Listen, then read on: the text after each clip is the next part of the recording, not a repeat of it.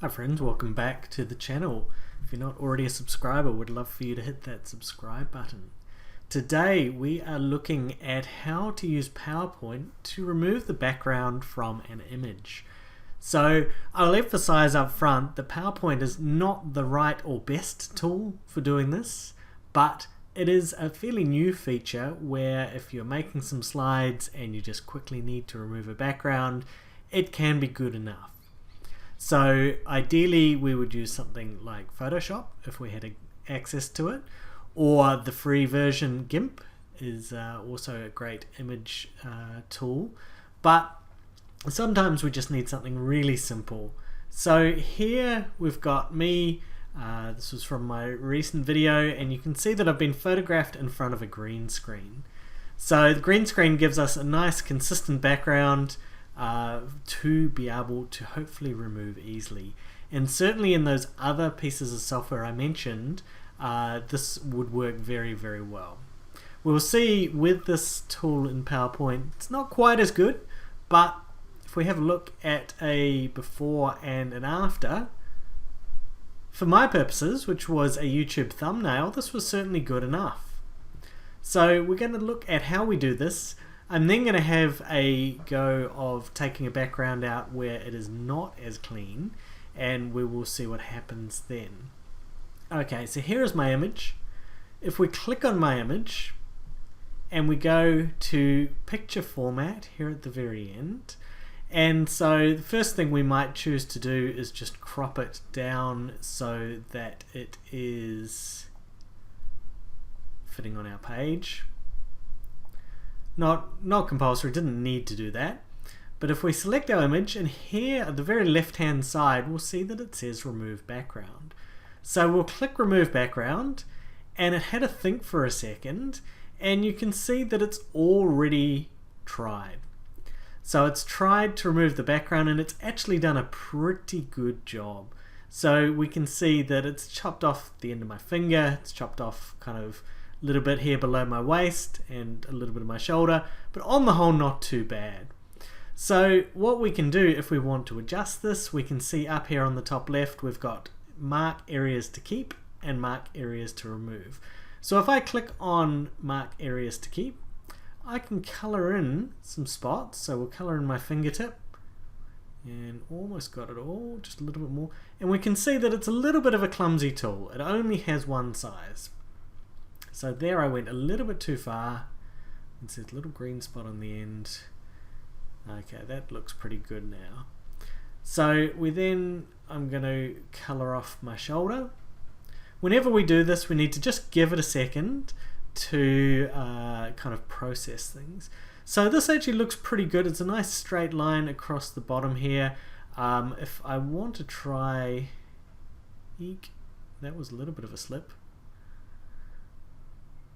So we've got everything there, and it's actually done a pretty good job as well of isolating that green. So we've got the crop line, it's clean there, pretty clean all the way around.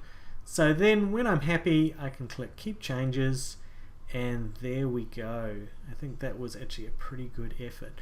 If you have long hair, that can be a challenge. We'll see there in the green, it's little spots of green coming through gaps in my hair. Maybe we just chopped a tiny corner off my head there as well. So we can go back, click on it again. We can go back and it will let us discard all the changes, and we can have another go. But on the whole, so let's just get that corner of my head back.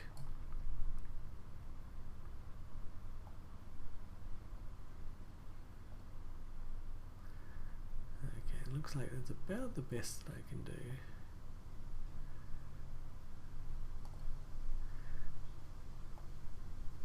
So if we just quickly needed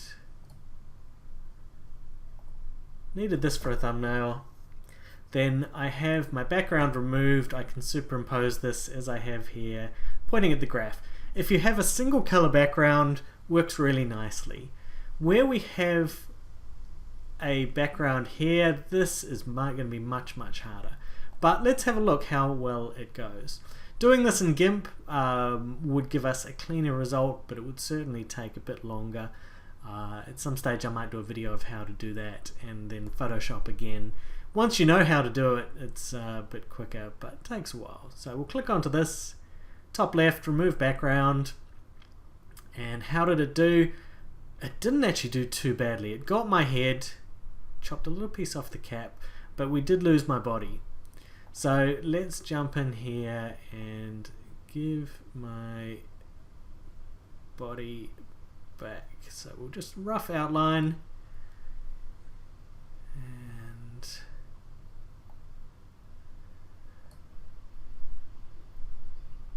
we can see that as I'm doing this, it works on the colors. So as I made that visible, we can see that it also made a little bit of background up here invisible. So we'll just draw down.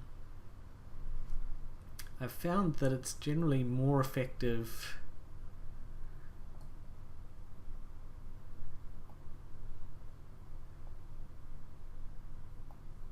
we want all of that, please. Okay, so it looks like we've got most of the body there, but we've uncovered a few bits and pieces, so now we just kind of need to go through and mark those off. And again, if we needed something really nicely photoshopped, this is not the right tool to be doing it.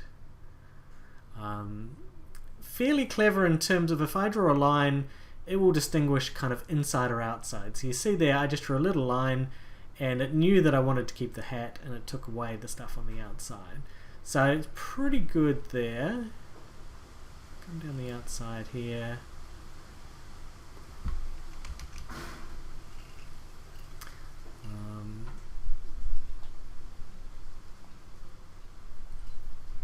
Okay, so I could probably fiddle around a little bit more. And we can also see that it's not perfect in and around my hair. So if you have long hair and you are wanting to remove backgrounds, it certainly makes life a little bit trickier. But if we hit keep changes, okay, not quite perfect there. I would probably want to put a little bit more time if I was doing this in PowerPoint, or actually take it into the right software to be doing it. But if this was something that was just going down in the corner of my slides, once I shrink it down to that size, it starts to get pretty hard to spot what's going on. You can imagine if this is getting slid into a colored slide rather than the white background, that would be fine. So we could move him around, put the rest of whatever we're putting into here. So maybe we're kind of adding a background, some style, things like that. Certainly where we've got a much cleaner background, does a pretty good job. So hopefully this was helpful. It was a tool that I only recently discovered when I was making the thumbnail, and it just sped up the workflow just a little bit.